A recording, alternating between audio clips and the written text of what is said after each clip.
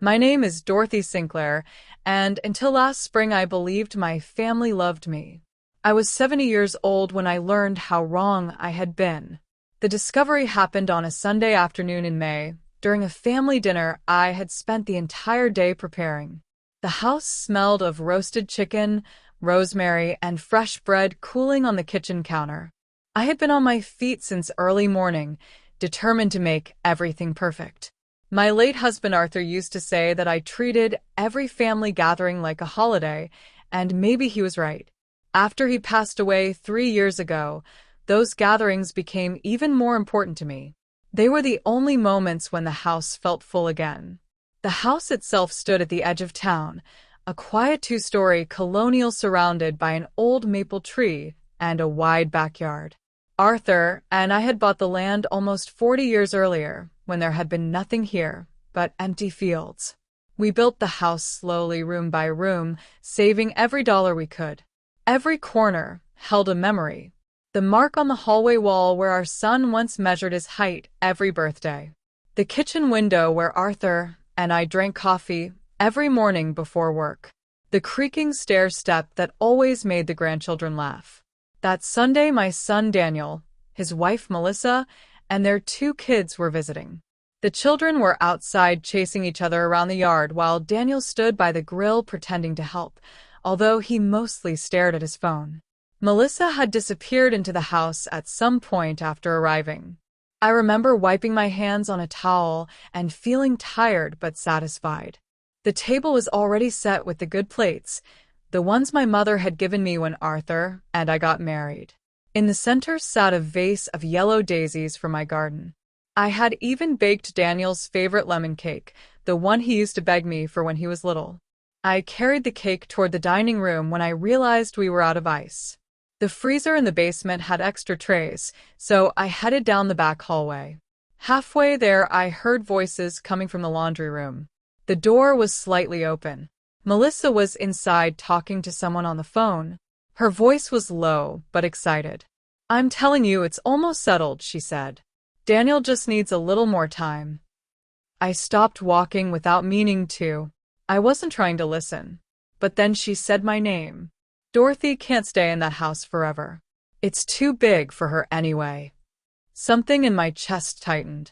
The person on the phone must have asked a question, because Melissa laughed quietly. "No, she doesn't suspect anything. She still thinks we moved in to help her after Arthur died." My fingers slowly tightened around the cake plate. Moved in to help me. That was the story they had told when they arrived a year earlier. Daniel had said he was worried about me living alone. Melissa had insisted the grandchildren would bring life back into the house. I had welcomed them with open arms. Now Melissa continued speaking. "Once we get her into the assisted living place, we'll finally have space. That upstairs bedroom will make a perfect studio." Another pause. "No, Daniel hasn't told her yet. He hates confrontation. But legally, it shouldn't be difficult. He has access to her accounts, remember?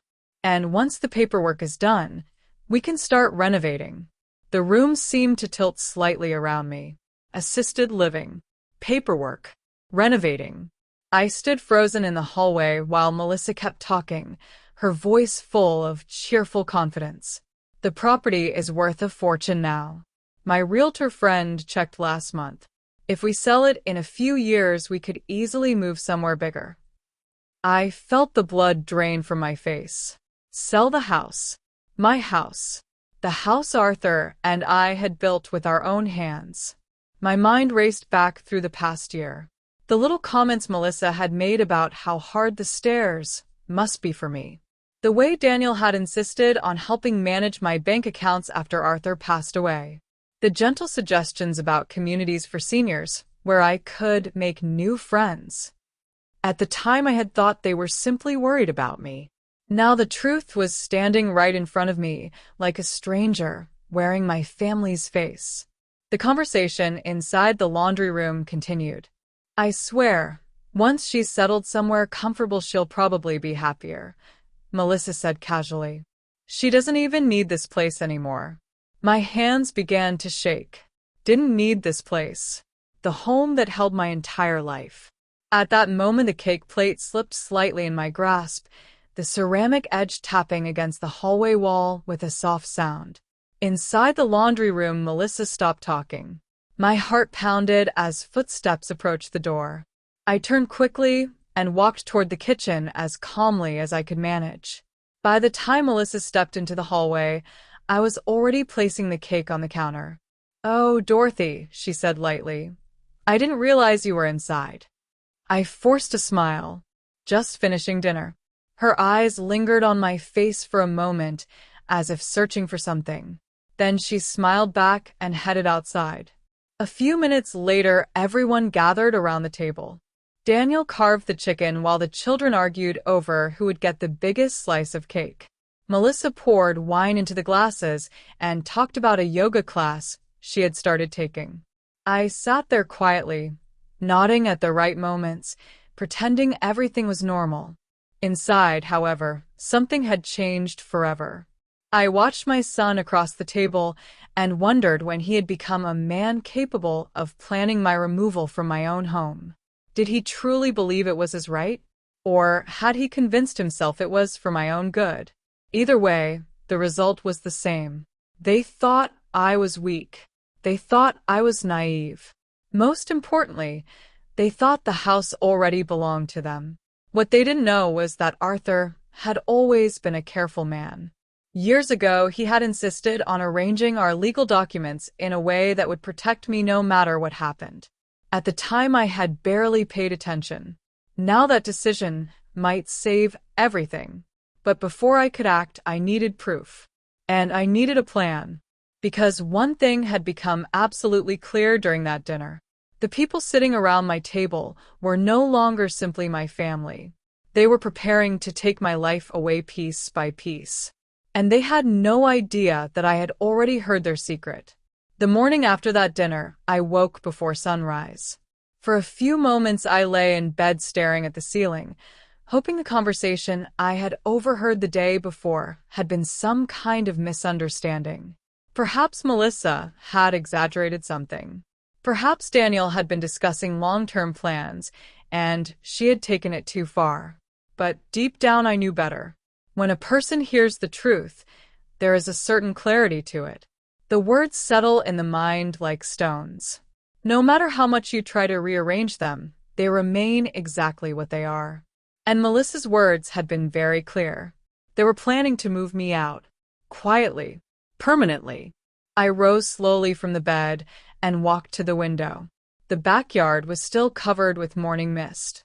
The maple tree Arthur planted when Daniel was born stood tall and steady, its branches moving gently in the breeze. Arthur had loved this house. Every nail in the walls, every board in the floors carried a piece of his work. We had spent years building it into the home it became. When he was sick near the end of his life, he would sit in the kitchen and watch the sunlight fall across the table, saying that the house had protected our family for decades. Now I wondered if it was my turn to protect it. Downstairs, I could hear movement in the kitchen. Melissa was already awake. The faint smell of coffee drifted up the staircase. I washed my face, took a deep breath, and prepared myself for another performance. When I entered the kitchen, Melissa looked up from her phone. "Oh, good, you're up," she said cheerfully. "I made coffee." "Thank you," I replied calmly. Daniel soon joined us, still half asleep, rubbing his eyes as he sat down at the table. The grandchildren were getting ready for school upstairs. Everything looked so ordinary. That was the strangest part.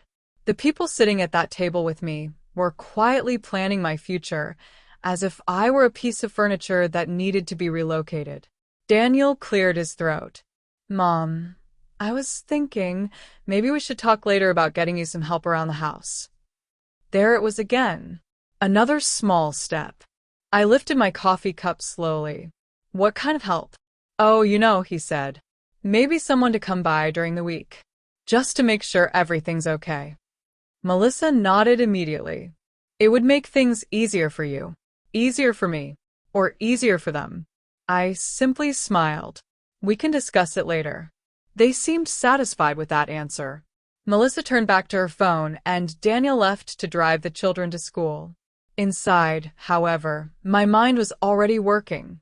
If they were planning to move me out, they must believe they had the legal power to do it. Melissa had mentioned paperwork and Daniel having access to my accounts. That meant I needed to understand exactly what had been done. After they left the house later that morning, I began searching. The study at the end of the hallway had once been Arthur's office. Over the past year, Daniel had started using it for his work papers, but most of the old cabinets and drawers remained. I entered quietly and closed the door behind me. For a long time, I simply stood there, looking at the familiar room. The heavy oak desk Arthur loved. The bookshelves filled with engineering manuals and old photo albums. Even the faint smell of his pipe tobacco still lingered in the wood. I ran my hand along the desk surface. "All right, Arthur," I whispered softly. "Let's see what you left me." I began opening drawers one by one. At first I found nothing unusual. Old utility bills, insurance documents, household receipts. Then, in the bottom drawer, I discovered a folder with my name written across the front in Daniel's handwriting. Inside were several bank statements. I sat down and began reading them carefully. The first few pages showed deposits from my pension and Social Security. That part made sense. After Arthur died, Daniel had helped set up automatic payments, so I wouldn't have to worry about paperwork. But the rest of the documents made my stomach tighten. Large transfers had been made from the account every few months. $5,000, $10,000, $15,000. Each transfer was labeled household expenses. Yet the total amount over the past 2 years was staggering. More than $120,000 had been moved into another account that did not include my name. I stared at the numbers in disbelief. That money had been Arthur's life insurance.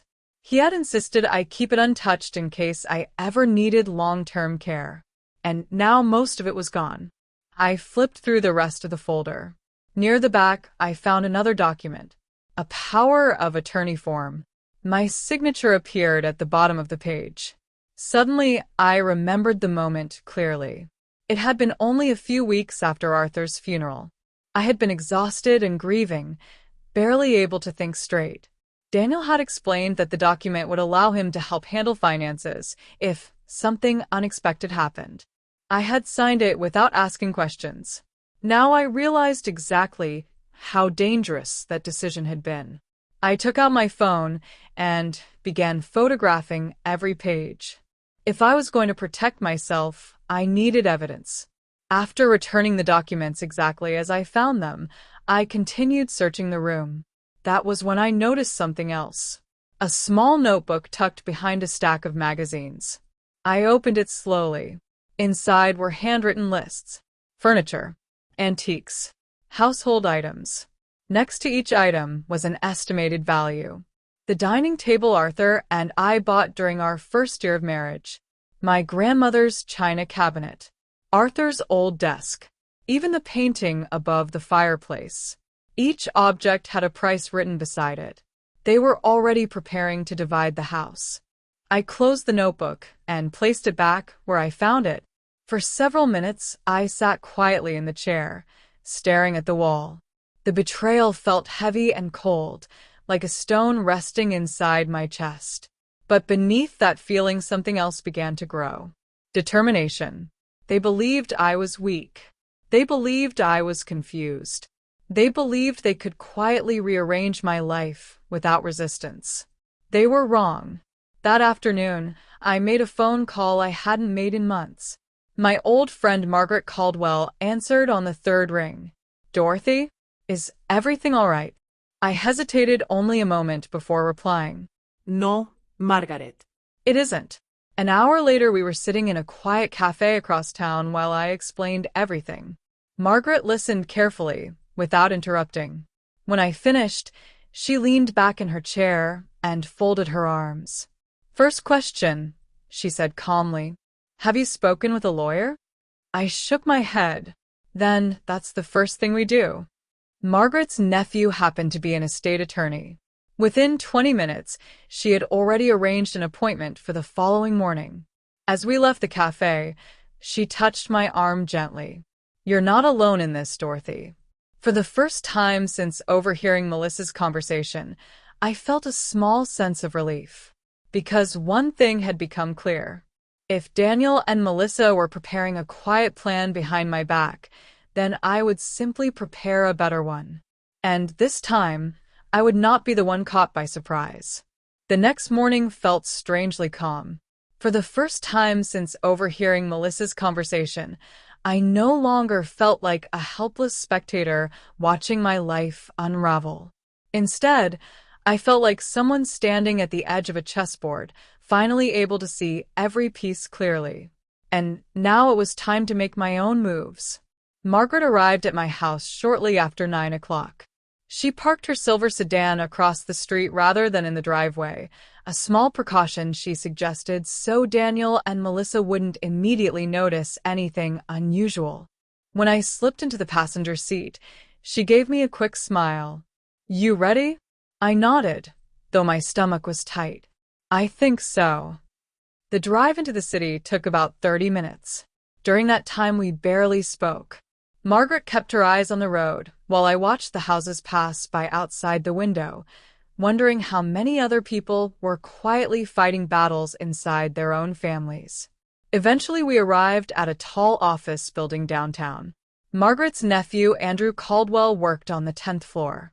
He greeted us in a tidy conference room with large windows overlooking the city.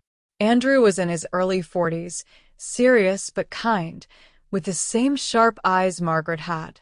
"Mrs. Sinclair," he said warmly as we shook hands. "My aunt told me a little about the situation." I handed him my phone, which contained photographs of every document I had found. For nearly 20 minutes, he studied the images without speaking. Margaret and I waited silently across the table. Finally, he leaned back in his chair.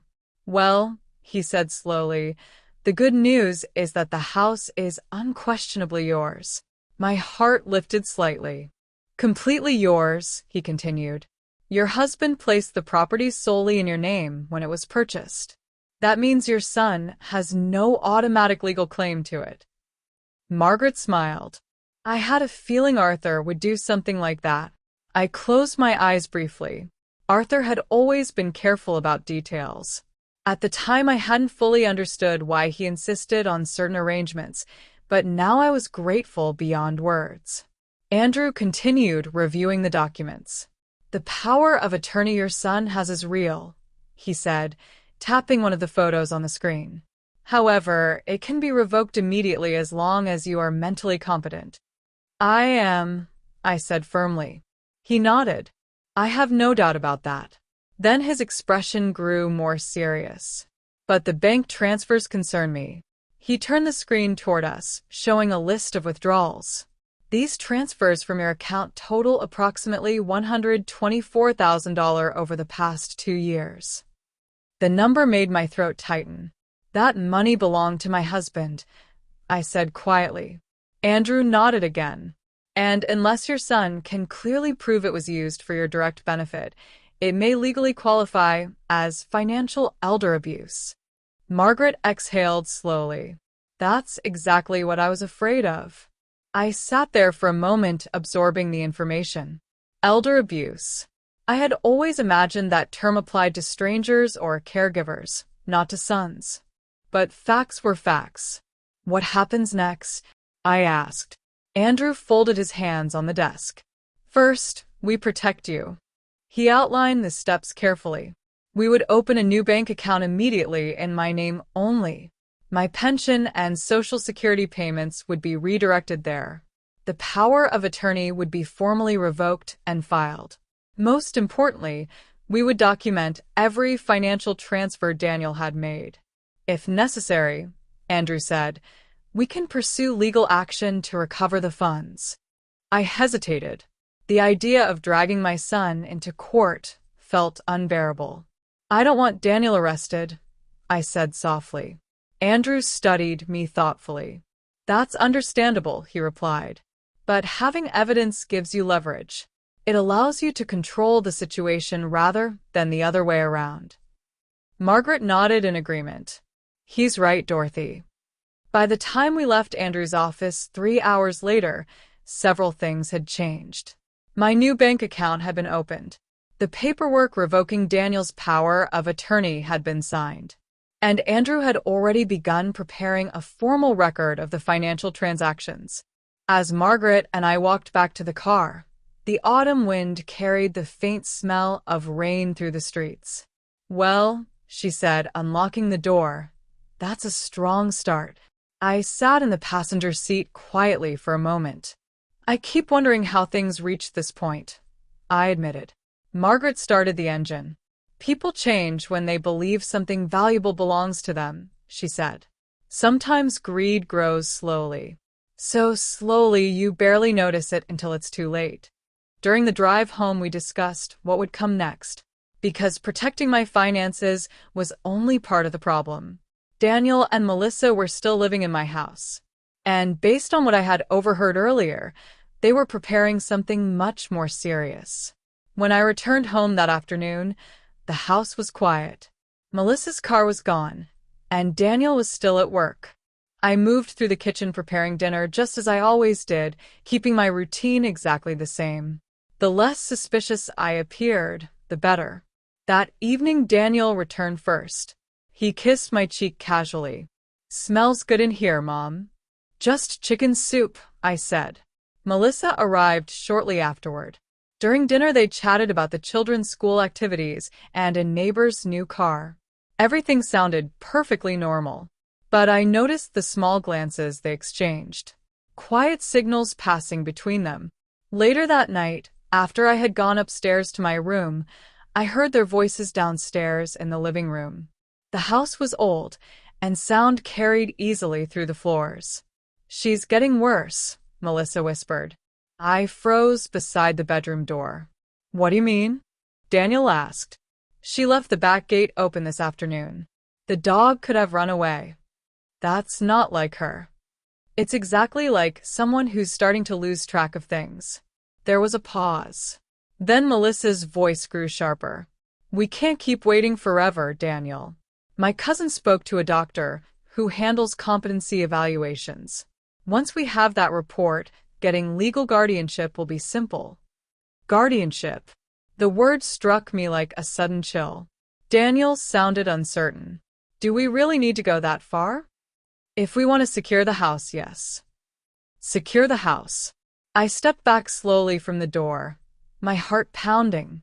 They weren't just planning to move me out anymore. They were planning to have me declared mentally incompetent. That would give them complete legal control over everything. The house. The accounts. My entire life. I sat on the edge of my bed, staring at the wall. The timeline was accelerating, which meant my response had to accelerate as well. A few minutes later, I reached into the drawer beside the bed and pulled out the small prepaid phone Margaret had given me. "Just in case," she had said. I dialed her number. She answered almost immediately. "Dorothy, they're planning guardianship," I said quietly. There was a short silence on the line. Then Margaret's voice hardened. "In that case, we stop playing defense." "What do you mean?" "I mean," she replied, "it's time to confront them." I looked around the room that Arthur and I had once shared. The walls still held the photographs of our life together. Our wedding, Daniel as a child, family holidays. Everything that mattered to me existed within this house. And someone thought they could take it. Slowly, a plan began forming in my mind. A bold one, because if Daniel and Melissa believed they controlled the situation, then perhaps it was time to let them believe it a little longer. Right up until the moment the truth landed on the table. The dinner was Melissa's idea. She called it a family meeting. According to her, it was time for everyone to calmly discuss my future living arrangements. She suggested inviting my doctor and a representative from a senior living community so we could explore the best options. I agreed immediately. That surprised them. For weeks I had pretended to become quieter, slower, a little confused at times. I allowed Melissa to remind me about small things, like locking the back door or turning off the stove. Once or twice I even repeated a question during conversations, just enough to reinforce the picture they had already painted. It wasn't easy pretending to be weaker than I was. But sometimes the best way to catch someone in a trap is to let them believe they've already won. So when Melissa suggested the dinner, I simply nodded and said softly, "If you think that's best." The look of satisfaction on her face told me everything I needed to know. They thought I was surrendering. The dinner was scheduled for Thursday evening. All day long I moved slowly around the house preparing the meal. I roasted a chicken, baked potatoes, and even made an apple pie. Cooking had always calmed me, and that day I needed every bit of calm I could find. But beneath the calm, I was ready. Inside my purse sat a neat folder Andrew had prepared. Every document was organized carefully. The house deed, the financial records, the paperwork revoking Daniel's power of attorney, and copies of the bank transfers. Margaret would be waiting nearby in her car, just in case things became difficult. At exactly 6 o'clock the doorbell rang. Melissa hurried to answer it. I heard her cheerful voice greeting two people. "Dr. Reynolds, thank you for coming. And Miss Carter, we appreciate you making time." A moment later they entered the dining room. Dr. Reynolds had been my physician for nearly 10 years. He looked uncomfortable the moment he saw me sitting calmly at the table. The second visitor, a sharply dressed woman named Valerie Carter, represented a retirement community called Silver Pines Residence. Her smile was bright and professional. "Mrs. Sinclair, it's a pleasure to meet you." I nodded politely. Daniel poured wine into glasses while Melissa explained the purpose of the meeting. "We're just worried about Dorothy," she said gently. "Living in such a large house alone can be overwhelming." I nearly laughed at the word alone. After all, they had been living here for over a year. Dinner began normally enough. Plates were passed around the table. Small talk filled the room for several minutes. But eventually Melissa leaned forward and began the real conversation. "Dorothy," she said in a careful voice, "we've noticed you've had some difficulties lately." I tilted my head slightly. "Difficulties?"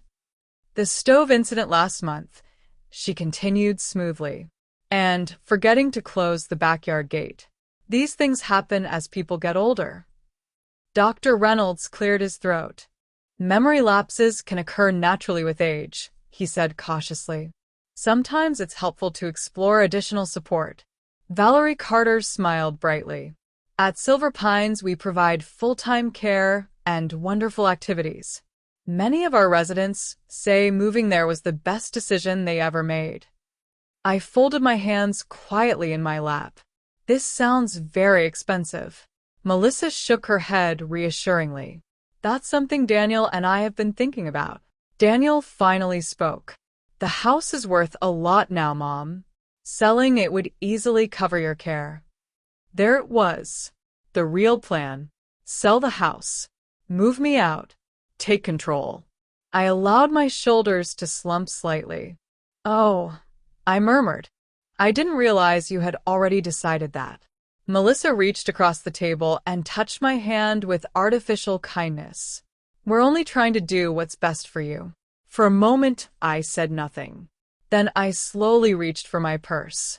"I believe," I said quietly, "that before we discuss selling anything, we should clarify something important." The room grew still. I removed the folder and placed it carefully on the table. "This house," I continued, my voice suddenly stronger, "belongs to me." Daniel blinked in confusion. "Of course it does, Mom. But eventually." No, y interrupte gently. "Not eventually. Not partially. Completely." I slid the house deed across the table toward him. Daniel picked it up and began reading. The color slowly drained from his face. Melissa leaned over his shoulder. "What is that?" she demanded. "The original property deed," I said calmly. "Arthur placed the house entirely in my name when we bought it." Daniel looked up at me, stunned. That can't be right. It is. Melissa's smile had completely vanished. Well, she said sharply, that doesn't change the fact that you're clearly struggling to manage things. I opened the folder again. You mean these struggles? I laid several bank statements on the table. Dr. Reynolds shifted uncomfortably in his chair. What are those? Daniel asked quietly. Records of the money you transferred from my account. Silence filled the room. I watched Daniel's eyes move across the numbers. $124,000, I said softly. Arthur's life insurance. Daniel's face turned pale. That was for household expenses, he said quickly. Was it? I slid another document forward. These records show the money going into an account that does not include my name. Melissa stood abruptly. This is ridiculous. I met her gaze calmly. My lawyer calls it financial elder abuse. The words hit the room like a thunderclap. Dr. Reynolds immediately stood. I think perhaps I should leave. Valerie Carter followed him toward the door without another word. The front door closed moments later, leaving only the three of us sitting at the table. The dinner had grown cold. Melissa turned back toward me, her eyes blazing. How dare you humiliate us like this? I almost smiled. Humiliate you? By defending my own home. Daniel rubbed his forehead. Mom, we were only trying to help. I heard Melissa on Mother's Day, I said quietly. Both of them froze. She told her sister about the plan to move me into Silver Pines. She even described turning my bedroom into her art studio. Melissa's face flushed red. You were spying on me? I was standing in my hallway. Daniel looked between us helplessly. You should have talked to me. I am talking to you now. I pushed one final document across the table. This revokes your power of attorney. Daniel stared at it silently. Then I spoke the words I had rehearsed many times. You have 60 days to move out. Melissa laughed harshly. You can't just throw us out. This is my house, I replied calmly. And unless you would like Andrew Caldwell to pursue charges for financial abuse, I suggest we cooperate. Daniel slowly lowered his head. The fight had drained from him. Melissa, however, looked furious. This isn't over, she said. No, I agreed quietly. It isn't. I stood and gathered my purse. I've made dinner reservations downtown. I suggest you both use the evening to discuss your next steps. Then I walked to the door. Outside, Margaret's car waited exactly where we had arranged. As I climbed into the passenger seat, my hands finally began to shake. Well, Margaret asked. I looked back at the house. They know. She smiled slightly. Good. For the first time in months, I felt something unexpected rising inside me. Not fear, not sadness, but relief. Because the truth had finally been spoken. And now the house, my house, would never belong to anyone but me again. The house felt different after that night. It's strange how quickly a place can change once the truth has been spoken out loud. The same walls, the same furniture, the same quiet creaks in the hallway, yet the atmosphere had shifted completely. For over a year, I had felt like a guest in my own home. Now the house seemed to breathe again. Of course, the following weeks were not peaceful. Confrontations rarely end neatly, and this one was no exception. The morning after the dinner, I woke to raised voices downstairs. Melissa was furious. You can't be serious, Daniel, she snapped. She's bluffing. There's no way she'd actually throw us out. Daniel sounded tired. She showed the deed. And the bank statements. That doesn't prove anything. It proves enough. I stood quietly at the top of the staircase listening to their argument echo through the kitchen. For the first time since Arthur died, I didn't feel powerless hearing voices in my house. Instead, I felt calm, because now the facts were on my side. When I entered the kitchen a few minutes later, both of them fell silent. Melissa crossed her arms. So what happens now? She asked sharply. I poured myself a cup of coffee before answering. You have 60 days, I repeated calmly. Andrew will send the paperwork this week. Daniel stared at the floor. Melissa looked like she might explode. This is unbelievable, she muttered. No, y replied quietly. What's unbelievable is that you believed you could take everything from me. For the next several days, the house became an uncomfortable battlefield. Melissa barely spoke to me at all. She slammed cabinets, whispered angrily into her phone, and spent long hours out of the house. Daniel, on the other hand, seemed smaller somehow. The confidence he had once carried was gone. He avoided eye contact and spoke only when necessary. The grandchildren sensed the tension too, though they didn't understand the details. I felt sorry for them. None of this was their fault. A week later, Andrew called to confirm that the legal notices had been delivered. The process had officially begun. Daniel and Melissa now had written documentation stating they must vacate the property within 60 days. More importantly, Andrew had sent a separate letter regarding the missing funds. When Daniel read it, his face went pale. Mom, are you really going to pursue this? He asked quietly that evening. I sat across from him at the kitchen table. That depends on you. What do you mean? You return the money. All of it. Melissa laughed bitterly from the doorway. Where exactly do you expect us to find that kind of money?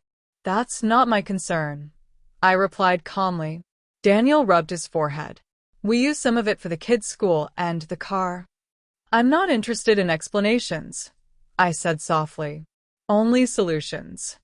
For a long time no one spoke. Finally, Daniel nodded. I'll figure something out. And slowly he did. Over the next 2 months, the house emptied piece by piece. Boxes appeared in the hallway. Furniture was moved. Melissa spent hours on the phone searching for apartments. The day they finally moved out was quiet. A moving truck parked in the driveway early that morning. By afternoon, their belongings were gone. Daniel stood in the doorway before leaving. He looked older than I remembered. I never meant for things to go this far, he said quietly. I studied his face. Perhaps he believed that. Perhaps he didn't. Intentions don't change consequences, I replied. He nodded slowly. I'll repay everything. I promise. I know you will. Then he left. The door closed behind him with a soft click. And just like that, the house belonged only to me again. 6 months have passed since that day. Autumn has returned, painting the maple tree outside my window in shades of gold and red. The house feels peaceful again. I moved back into the master bedroom, the one Arthur and I shared for decades. Melissa's decorative changes disappeared quickly. The room once again holds the warm colors and simple furniture Arthur loved. Margaret visits often. Sometimes we drink tea on the back porch and talk for hours like we did when we were young teachers together. Daniel comes by once a week, always alone. At first our conversations were stiff and awkward, but slowly, something like honesty has begun to grow between us again. He has already repaid a large portion of the money. Each payment arrives quietly, without excuses. Perhaps guilt can teach lessons that comfort never could. I don't know what the future will bring for our relationship, but I know one thing with certainty. Respect must exist before forgiveness can. This morning I walked through the garden trimming the last roses of the season. Arthur planted those bushes nearly 20 years ago. Every autumn they bloom one final time before the cold weather arrives. As I clipped the flowers, I felt the same quiet strength that carried me through the past months. For years I believed aging meant slowly surrendering control, surrendering space, surrendering independence.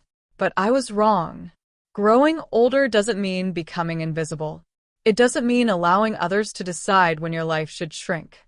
Sometimes it means standing your ground when everyone expects you to step aside. I placed the roses in a crystal vase on the dining table, the same table where everything had finally come to light. The sunlight poured through the windows, filling the room with warmth. For a moment, I imagined Arthur sitting across from me, smiling the way he used to when something had gone exactly as planned. You were right, I whispered softly. He had always told me I was stronger than I believed. Now I finally understood what he meant. The house around me stood quiet and steady, just as it had for 40 years. It had witnessed our happiest moments, our deepest grief, and the betrayal I never expected. But it had also witnessed something else.